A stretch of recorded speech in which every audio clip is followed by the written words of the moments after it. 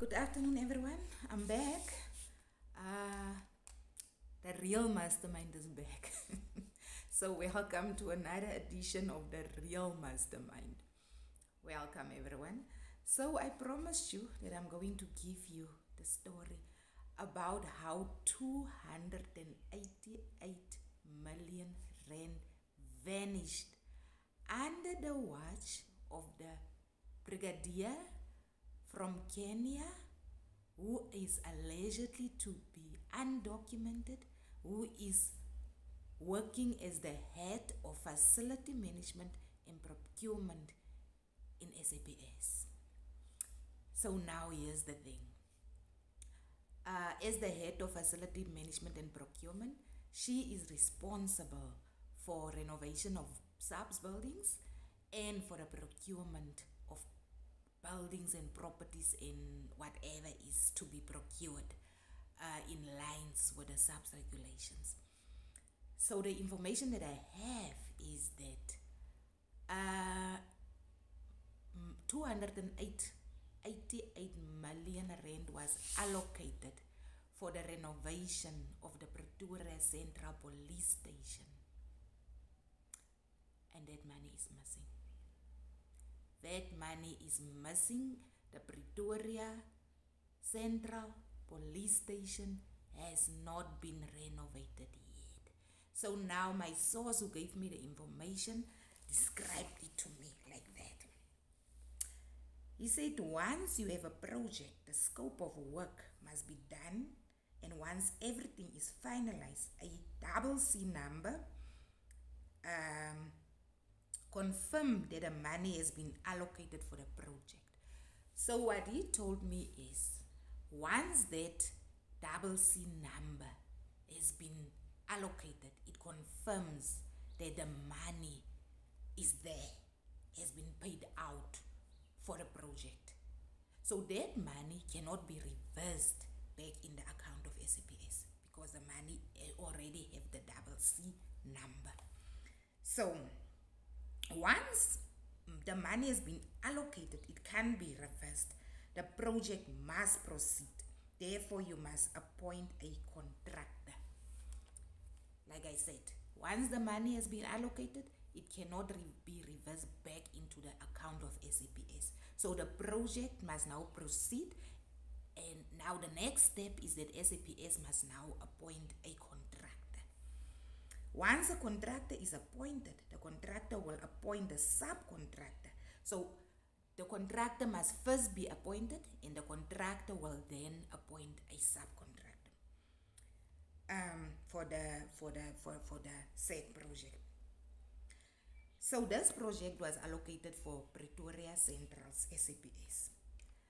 Plus minus 15 letters has been sent by the previous Provincial Commissioner Mawela to inquire about the progress of the project because nothing was happening. The last letter, that was the 11th letter, that was sent by General Mawela to this lady, this brigadier, was in 2022 to inquire what happened. We have proof that money has been allocated for this project, but the project has not started yet, and no one is telling us anything. That was back the last letter, or not the last letter, the 11th letter was sent in 2022, and we are now in 2025. So where's the money?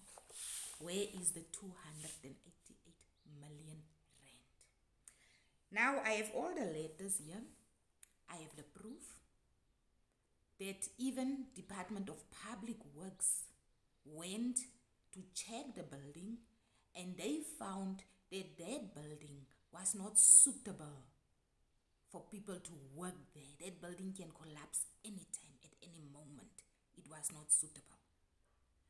And even Department of Labor was there, and Department of Labor issued a notice to SAPS to say that this building, as well as the barracks there at Pretoria Central is not so suitable for people to stay in that building.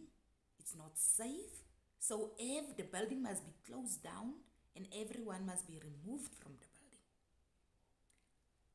But people are still working in that building. Police officers are still occupying the barracks. They just don't care. Whether that building collapses tomorrow with all those police officers inside the building, they just don't care. But listen, now we have this number, 288 million rand that vanished because it was all allocated. The double C number was generated, the money was allocated, which means the project should have been proceeded. It didn't. Now, another 500 million rand was approved for the same project recently. Another 500 besides the 288 million that's missing. Another 500 million rand was approved for the same project in 2022. The money was allocated. The money was approved. The money was allocated. It's 2025 now. The project is still not being completed. Apparently there was a contractor who started at a barracks, but the contractor did not complete the project. Department of Public Works told the contractor he can stop with the renovations. This project started out at 11 million. It was then increased to 15 million. And at the end, the contractor ended up being paid 60 million rand for doing absolutely nothing. There's proof. Now we have this lady from Kenya who doesn't even have, according to my information from an official of Department of Home Affairs, this lady doesn't have a valid visa. She doesn't have a work permit, and she doesn't even have a temporary residence permit. But she's employed by SAPS with a South African ID that the official of Home Affairs doesn't even know how she obtained that ID without the required documents, because there's no documents on file for her. How did she obtain that ID? Now this lady is the head of facility management and procurement in SAPS. She's not a South African. Now, why would she care about renovating police stations? What benefit will it be to her if she renovates police stations in South Africa? It will be of no benefit to her. Even if that building collapsed tomorrow on those police officers, she wouldn't care, because it's not a countryman. She doesn't have the love for her brothers and sisters of her country. It's not her brothers and sisters from her country. She's in a foreign country. She's controlling the money and procurement of facilities in a foreign country, and she cannot prioritize. She cannot prioritize the renovation of police stations in South Africa. It's none of her business. Now, where's our tax money? When we are told that VAT must now increase, but 288 million is gone. Another 500 million has been allocated 3 years ago. Missing. Now come the Minister of Finance and he said, South Africans, there's a lady from Kenya who are handling, where money just vanished under her watch. The money is gone.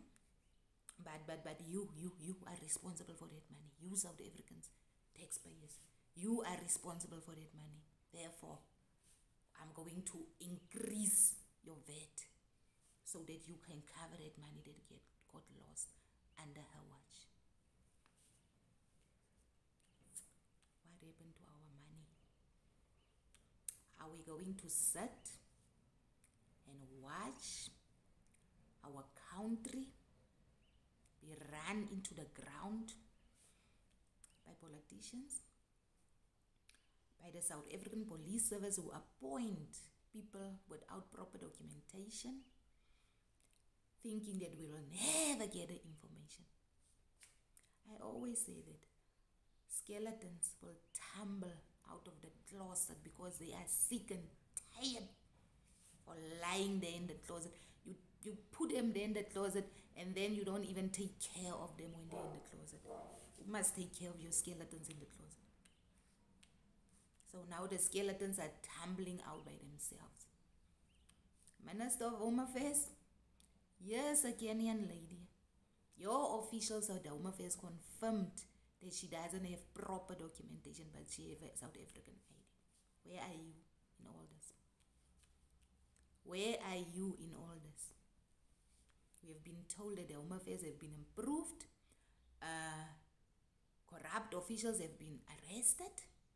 But clearly, there are still more corrupt officials there in Home Affairs. And clearly, the rot is still very, very deep in Home Affairs. As much as the rot is deep in the South African Police Services, because they are not working in isolation. They are not working in isolation. Clearly, they have people who are assisting them at the Department of Home Affairs.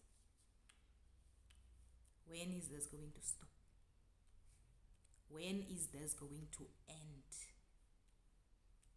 What must we do? What must we do as South African taxpayers, as South African citizens, as whistleblowers? Until when must we blow whistles and you are turning a blind eye? Until when must whistleblowers be killed and you are turning a blind eye? You are only dealing with a small fish, not a mastermind like me. Remember, I'm also a mastermind. They must still come and deal with me as a mastermind. But let me tell you, you are only dealing with a small fish. There's no way that these ministers can tell me that they don't know the masterminds. The same way I'm getting my information, how can they not also get the information like that?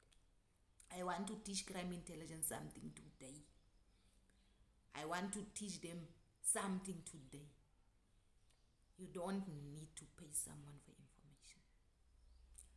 The only thing that you have to do is to keep your sources safe, and you will get all the information you need. All these 100,000s and whatever, these heads of crime intelligence. Remember, they also are handlers. We have information. These crime intelligence generals are handlers. They have informers. They are paying them hundreds of thousands of rands. We have information. For what? For what are they paying them when I get my information for free? I don't pay anyone for information. And no one pays me to come to social media to expose the information. You must go and ask the ones who try to come to me with offers of money. Go and ask them what happened. Don't ever come to me with an offer of money and say, Patricia, can I assist you with money? I don't need money. I don't need anyone's money, because I know money is the root of evil. I am not bribable, if there's such a word. You can't bribe me. I had offers. I had many offers. I'm struggling on my own. I don't need people's money. All I need is to clean this country. And you know what? Every single day I'm multiplying. People are coming on board every single day and giving me information for free. For free. So these people who are saying people must be paid for information, you don't love your country. You don't love your country. Yes, you can have informers that you pay for information. There are informers that have been paying for money, but it's not for information, but it's not a must. I don't have money. I don't have the deep pockets of counterintelligence secret service fund. I don't even have pockets for that matter. I don't have pockets. So if you come to me and you give me information out of your own free will, gratis and mahala. Don't ask me to do favors for information. I also not ask you to that I will do you a favor for information. We don't do one another favors. You give me information because you love this country. You give me information because you love your children. You give me information because you want to save this country, not because you want money. I could have accepted the offers that came to my side long time ago when Becky Tele wanted to meet with me. They came with offers to say, no, we will promote you. We will buy you a car, big car, you must just choose. We will buy you a nice house, but leave the other people behind, come alone. Stop exposing what is happening in SAPS. You know what I said? I said to them, go to the nearest, hang yourself. Let me not say that word. I told them where to get off. So those ones who are still telling one another that they can pay me off, dream on. Dream on. Maybe you will wake up one day. But not me. I'm not bribable. Can't bribe me. So yes, this is the information that I have for you. Now we must know, where did our 788 million went? General Masimula, is the accounting office of SAPS, have signed the letters. His signatures on all these letters. He must account. Public Works must come and tell us what happened. Why is that building, Pretoria Central, SAPS in the barracks, not being renovated 788 million rand later? Department of Labor, who issued instructions that the building should be immediately closed. What did you do when you went there for your re-inspections and found that the building is still in the same condition and it was not closed? Why did you not charge those accountable for non-compliance? What will happen if that building collapses tomorrow? Who must be held accountable? Now I say the people who must be held accountable is the people whose names are here, who signed these documents. SAPS, Public Works, Department of Labor. Money cannot just vanish and then nothing happen with a brigadier from Kenya in charge. This is what is happening in SAPS. As I said, I have already reported this to the Executive Director of IPAD. A docket has been opened and will be investigated. This is not going to be left just like that. These days I just don't just come onto social media. I call people. I tell them, you know what? This is what I'm reporting to you today. Acknowledge my complaint. And they acknowledge. My complaints have been acknowledged. Docket has been opened. I will be kept updated about the progress of the investigation. Let's clean. I will keeping on until I see criminal criminals in blue become criminals in orange. This is what's supposed to happen. Innocent police officers are rotting in jail. The ones who are supposed to be in prison are out there living their best life on taxpayers' expenses. This card house is busy tumbling. Soon, and very soon, watch this space. Bye-bye.